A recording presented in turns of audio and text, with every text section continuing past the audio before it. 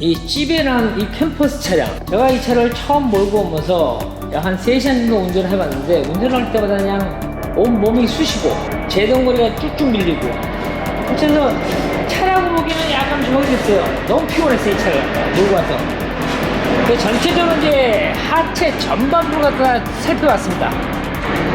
하체 전반부를 살펴보면서 느낀 점은 뭐냐면은, 이 순정 상태의 하체에서는 실망이 컸어요. 야, 어떻게 그래도 명색이 오프로드 달린다는 차가 하체가 이렇게 약할까 하는 생각이 많이 들고, 실제로 하체를 갖다가 다 뜯어고치다시피 했습니다. 다 어떻게 뜯어고치냐, 물론 순정 부품하고 혼혈되는 거 쓰고, 또 부품 교체할 거는 바꾸고, 나머지는 이제 만들고 더 만들려고 하는데 끝이 없어 이게. 그래서 이제 이걸 개선한 걸 갖다가 하나씩 설명해 드리자면, 이제 프론트 쪽으로 설명해 드리겠습니다. 프론트는 이 실제로 대부분 차들 보면 이 스테빌라이저 고무, 이 고무고무가 누르고 놀아요 이게. 그럼 차가 휘청휘청 할 수밖에 없습니다. 그래서 이 밑에다 이제 매직 스테빌 돼가지고 요걸 좀 안정화시키고, 이 컨트롤 링크 계속 이 자체가, 이 볼 자체가 약하게 돼 있어요. 이건 대부분 이 경차에 쓰는 저기 링크 구조예요 이게. 요즘에 경차들도 이제 이런 거 안 쓰고 굵은 거 쓰는데, 굵으면 볼 자체가 커지거든요. 그래서 요거 스테빌라이저는 이제 이쪽 양쪽으로 해서 잡아주고, 슈바는 이제 주문했어요. 국내 파는 게 있더라고요. 근데 뭐 가격 차이가 다 틀려요. 가격 차이가 다 틀리고, 제조 제품인지 애프터마켓 제품인지 그건 잘 모르겠어요. 다 그렇게 제조 제품 같이도 보여요 이게. 그래서 이제 기존 스프링을 계속 쓰고, 이 스프링에 이 쇼바의 충격을 약해서 이 매직 마운트로 충격 흡수하고 스프링 댐퍼를 이용해가지고 이 효과 보게끔 요것을 잡아놨습니다. 하체 쪽에서는 이제 거의 요 중점을 갖고, 이제 노후함 같은 거는 이제 부품으로 순정 부품을 시켜서 다시 작업을 했고, 하체 소재 쓸만한 게 없다고 보시면 돼요. 특히 이제 이 브레이크 같은 경우는 상당히 제동력이 밀리더라고요 이게. 그래서 이제 브레이크 호스로 보강을 시켰습니다.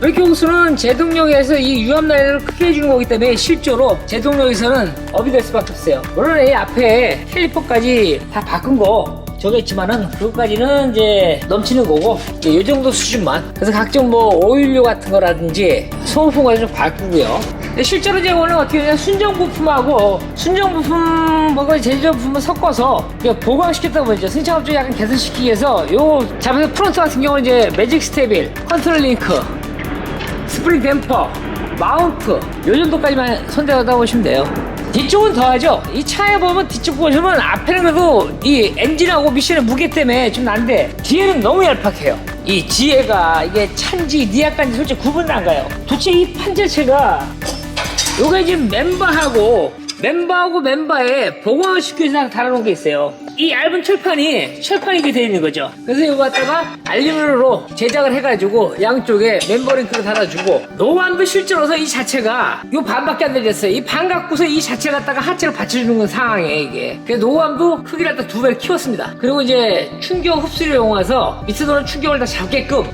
매직 노감을 설치했어요. 이 노감은 쳐도 이 소리가 하나도 안 나잖아 이게. 이 뒤에도 마찬가지로 쇼바는 다 바꿨습니다. 쇼바도 바꾸고, 마운트로 충격 잡아주고, 이 스프링대로 진동 잡고 이렇게 잡아주고. 진짜 이 차의 특징은 뭐냐면은, 특징이 뭐가 있냐면은, 로우암, 어프암, 어시스트암, 이 세 군데의 포인트가 뭐냐면 전부 다 이쪽 부싱 부분이 약하게 돼 있어요. 이 부싱은 상당히 작아요. 고무 부싱이. 그 반대쪽은 다 볼을 껴놨습니다. 이러면 이 볼은 어떤 볼끼냐 틀려져요. 볼이 계속 움직이면 오히려 차는 흔들흔들 할 수밖에 없어요. 그래서 얘를 갖다가 승차원의 연구소에서 개발한 필러볼로 어시스트암, 로우암, 어프암 이 세 군데 포인트를 다 바꿨습니다.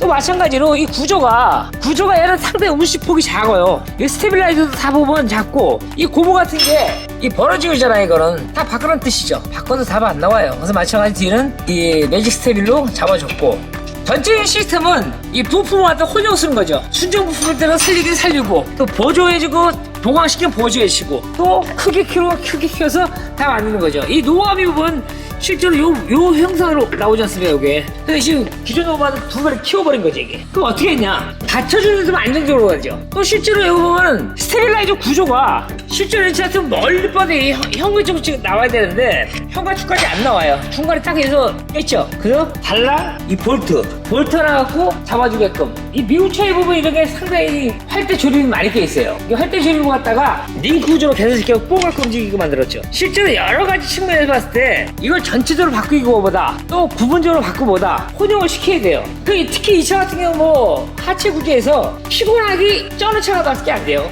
상당히 많이 피곤할 수가 있습니다. 또 제동력은 쭉쭉 밀리지. 전체적으로 이 차의 구조는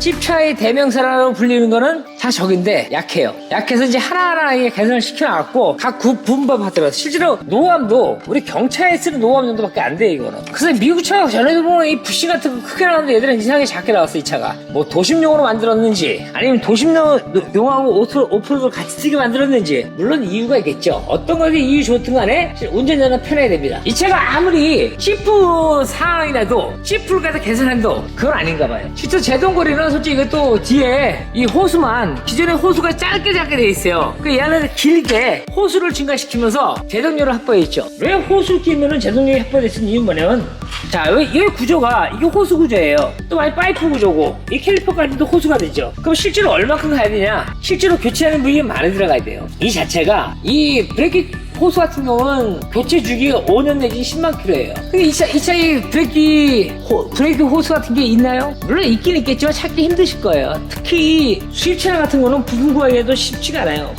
부품값도 비싸고 부품값은 국내차의 한 10배? 네, 왜 비싼지 저도 모르겠습니다. 하여튼 비싸요. 그래서 싼 것도 있는데 싼 거는 솔직히 좀 이게 부속인가 하는 것 많고 이게 순정 부품이 사진 찍어서 대조해보면 얘 반밖에 안 돼.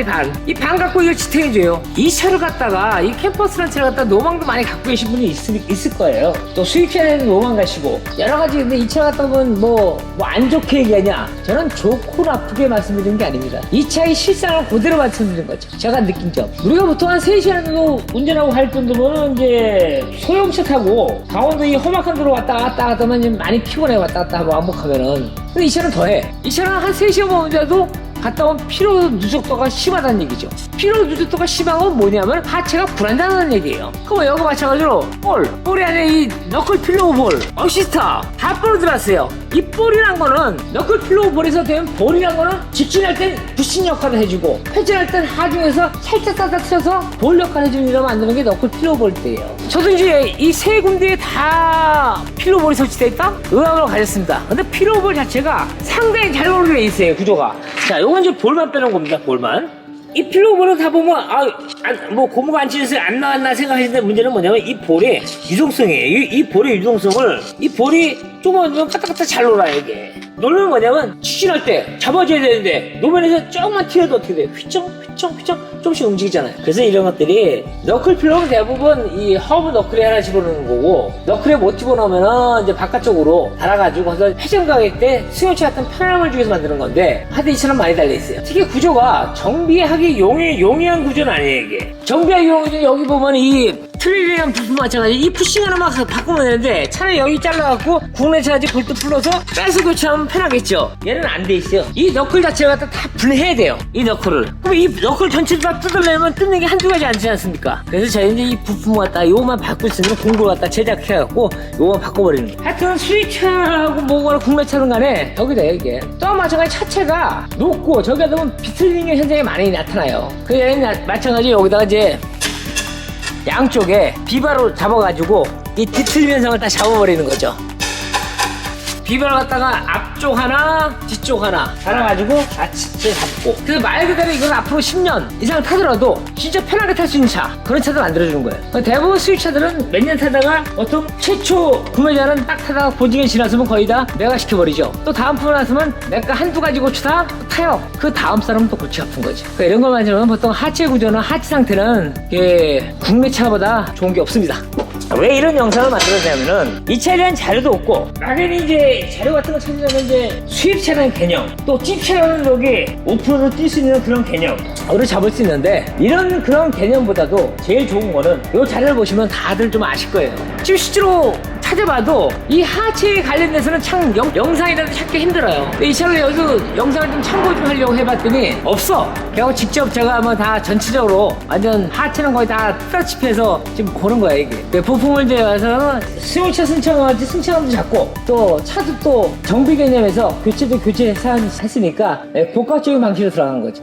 타면은 재밌을 거야 이게. 타면은 또 편안할 거고. 이걸 타면은 이제 앞으로 편안해질 겁니다. 달려도 안 피곤하겠죠? 여러분들도 이 영상을 또 참고하시면은 이런 수입차 탈 때 많이 도움이 되실 거예요 이게. 수입차는 실제로 국내 대비 부품값 자체가 높은 차들이 의외로 많아요. 거의 다 높다고 보면 되죠. 그걸 차고 저기 한다면 최소한 작게 갈아서 밖에 없지 않습니까? 그런 거 갖다 염두에 두셔가지고 참고하시면 또 편하실 거니까 이 영상을 짜서 참고하시면 마음에 도움 되실 겁니다. 자, 오늘 영상 여기서 마치겠습니다. 감사합니다. 하체 쪽을 조금만 손을 바꿔도 새 차같이 탈 수 있는 부위가 상당히 많아요. 그거 갖다 염두에 두시면은 승차감 진짜 불편하다 보다는 어디가 불편하냐. 승차감이라는 거는 누구나 편하고 안락한 차를 타기 원하지만은 어떤 포인트를 잡아주냐가 제일 중요합니다. 또 어떤 부품을 들어가냐. 그런 차이가 많은 것이니까 저희 영상을 참고하시고 보시면은 많은 도움이 되실 겁니다. 오늘 영상 여기서 마치겠습니다. 감사합니다.